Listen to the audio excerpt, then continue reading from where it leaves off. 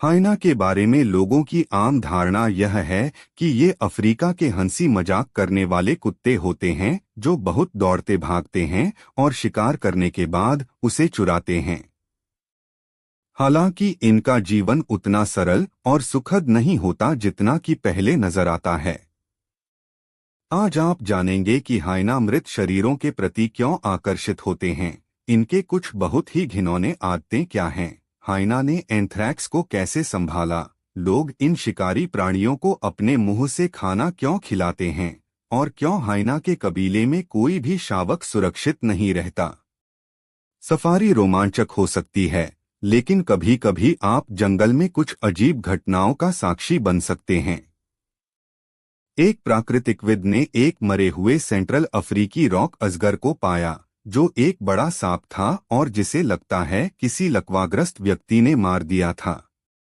शव से बहुत बदबू आ रही थी, इसलिए लोग इसके पास नहीं गए।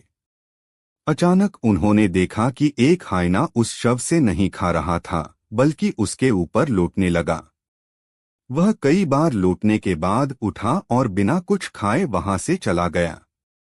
यह बहुत अजीब था, हालांकि रेंजर्स के अनुसार ऐसा कभी कभी हो जाता है। वास्तव में इस व्यवहार को समझने की कई कोशिशें की गई हैं। कुछ जानवर दूसरों के शवों में लौटते हैं ताकि उनका गंध बदल सके, जैसे तेंदुए और शेरों को भैंस का गोबर अच्छा लगता है, और हाइना को किसी दूसरे जानवर के शवों में लौटने का कारण भी ऐसा ही हो सकता है।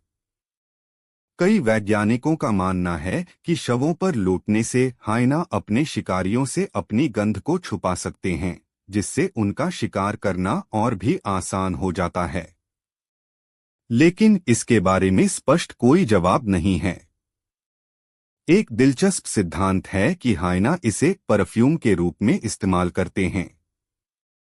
जैसे इंसान परफ्यूम लगाकर आकर्षक बनने की कोशिश करते हैं, वैसे ही हाइना शवों से गंध लेकर अपने समूह में आकर्षक बनना चाहते हैं।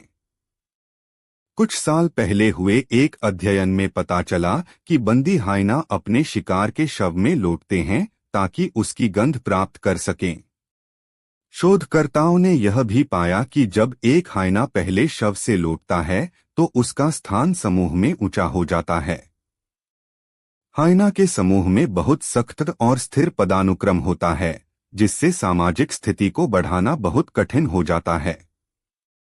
अब जरा कल्पना करें कि अगर इंसान को प्रमोशन पाने के लिए मृत अजगर की गंध में लौटना पड़े तो क्या होगा।